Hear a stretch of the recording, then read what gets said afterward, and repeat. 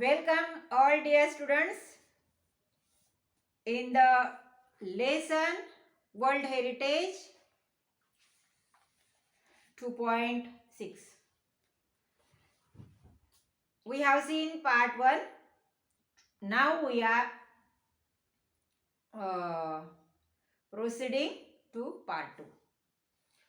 So in the previous video we have seen that UNESCO launched a project to save the ancient temples or statues in Egypt so that they can build the Aswan Dam.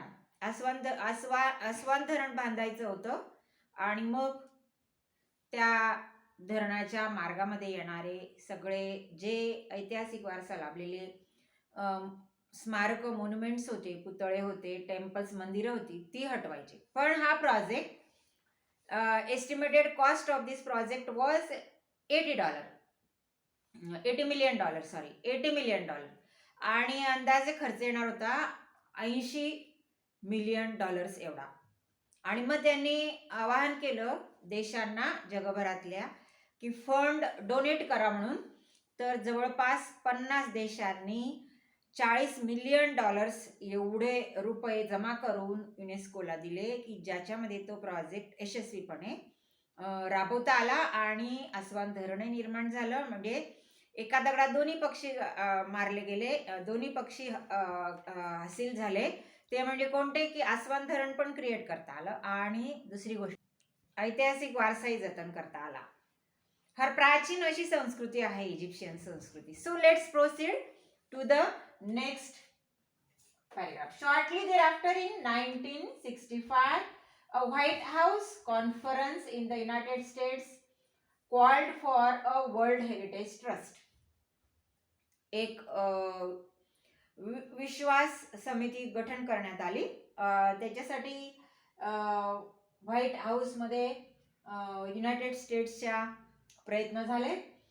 And to protect historic and cultural sites but to also protect the world's significant natural and scenic site. Scene हे नाव नाही मित्रांनो. Scene म्हणजे दृश्य आणि scenic म्हणजे सौंदर्य प्राप्त अशी ठिकाणं आणि नॅचरल साइट्स म्हणजे नैसर्गिक ठिकाणं. जसं काही लोणार क्रॅटर असेल म्हणजे लोणारचं सरोवर, ते जसं उल्कापात झाल्यामुळे निर्माण झालेलं आहे पृथ्वीवरती, तर ते एक नॅचरल साईट आहे आणि ते जतन करणं म्हणजे ते सुद्धा युनेस्कोने जबाबदारी घेतलेली आहे. तर ते सुद्धा जागतिक वारसा लाभलेलं ठिकाण आहे. असे नैसर्गिक ठिकाणं असतील किंवा जंगल संपत्ती असेल, जसं कासचं पठार आहे साताऱ्याचं. तर finally in 1968 the international union for conservation of nature developed similar goals and presented them at the United Nations Conference on Human Environment in Stockholm.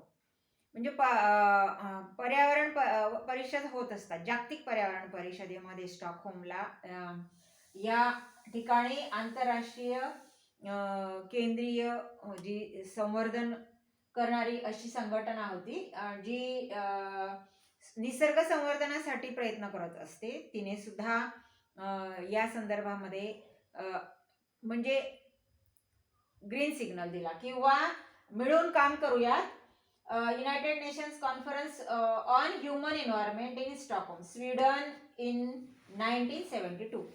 Stockholm स्वीडनमध्ये 1972 साली त्या परिषदेमध्ये त्यांनी पण प्रयत्न करण्याचं आश्वासन दिलं.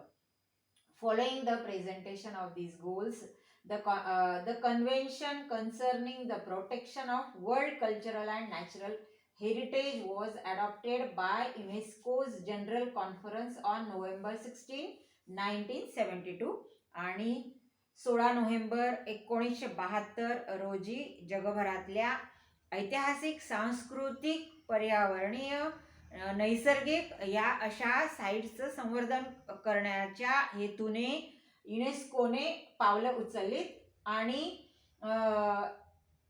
मग द वर्ल्ड हेरिटेज कमिटी निर्माण झाली.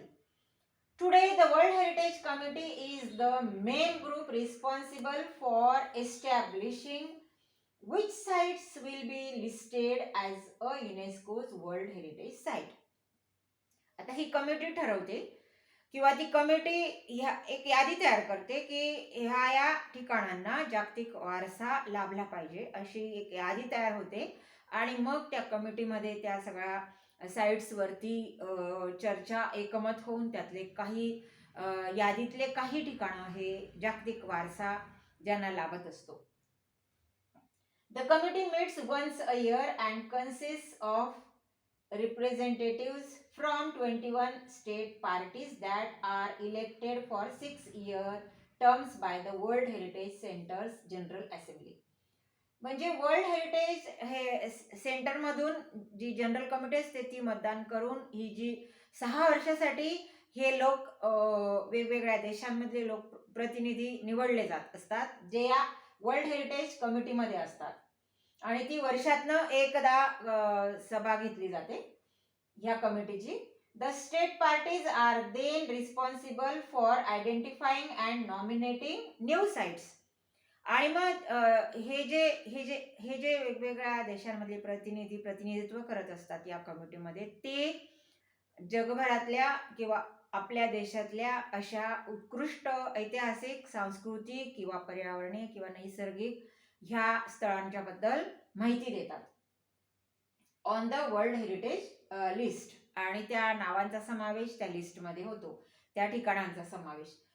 Becoming a world heritage site. आता वर्ल्ड हेरिटेज साईटमध्ये एखादा स्पॉट, एखादं ठिकाण, एखादं स्थळ येण्यासाठी त्याला 5 पायऱ्यांमधून जायला लागतं. त्या 5 स्टेप्स कोणत्या आहेत त्या बघूयात आपण. There are 5 steps in becoming a World Heritage Site.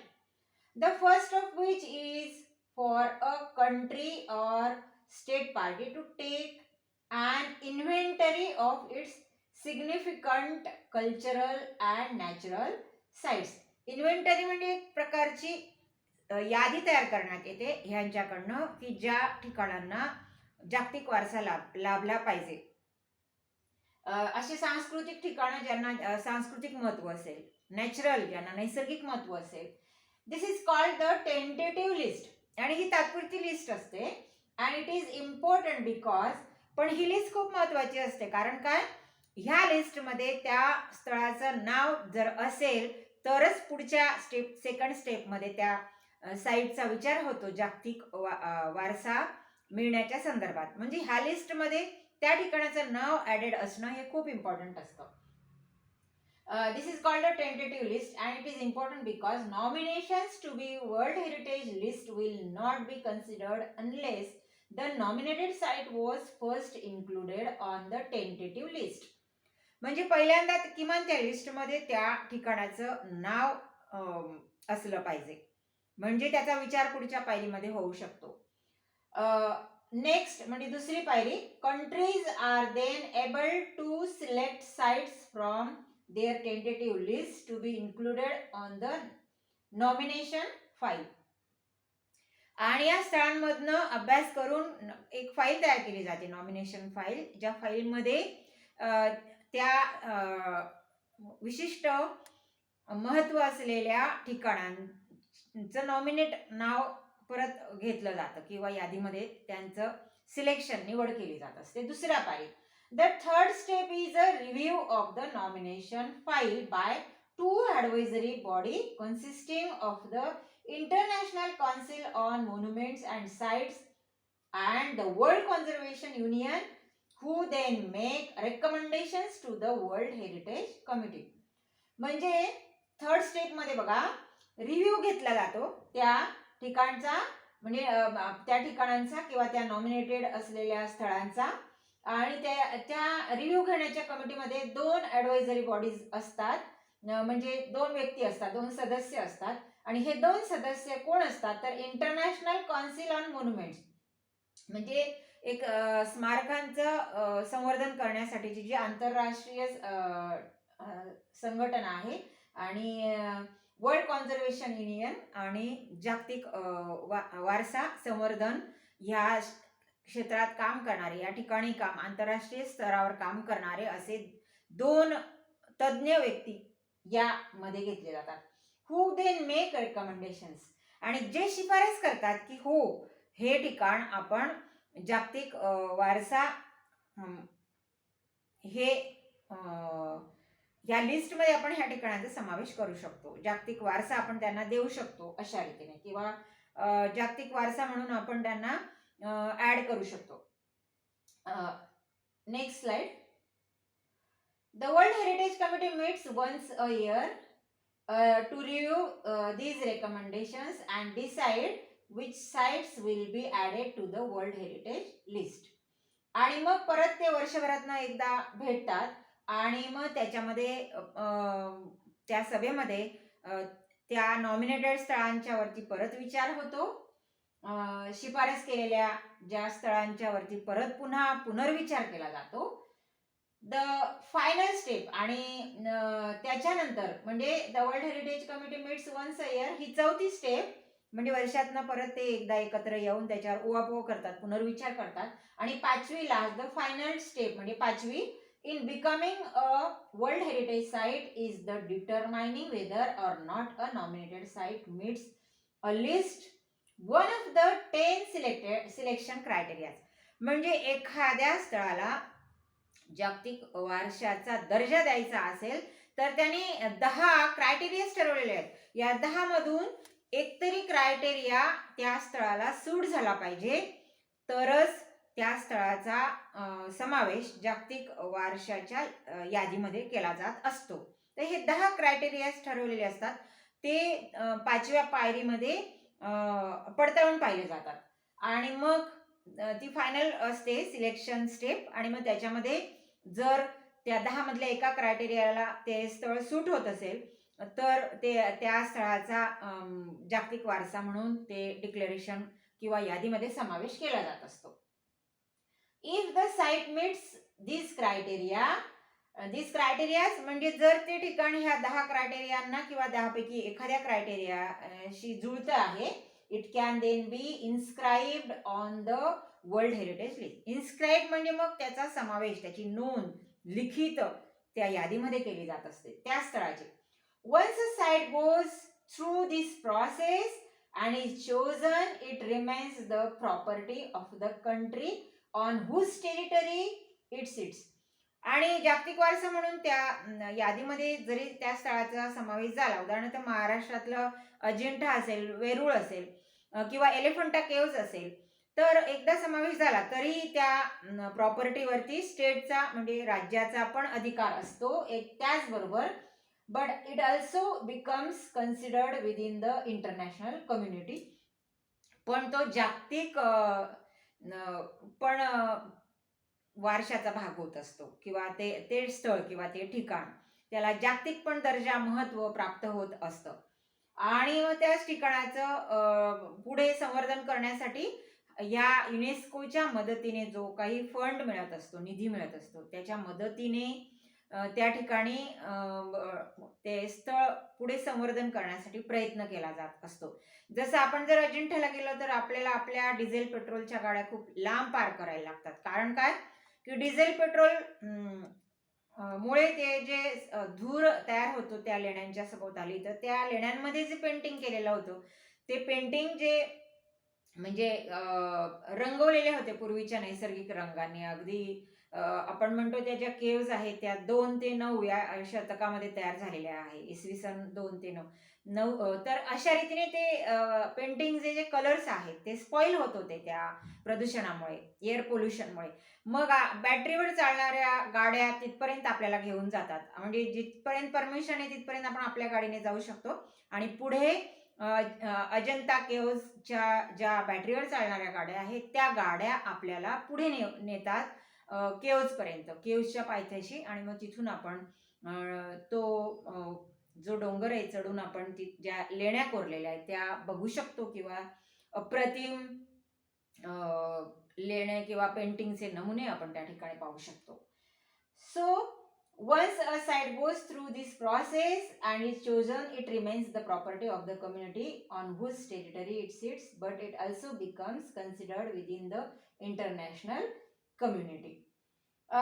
Here the homework for you on these previous two slides, there are 5 steps declared,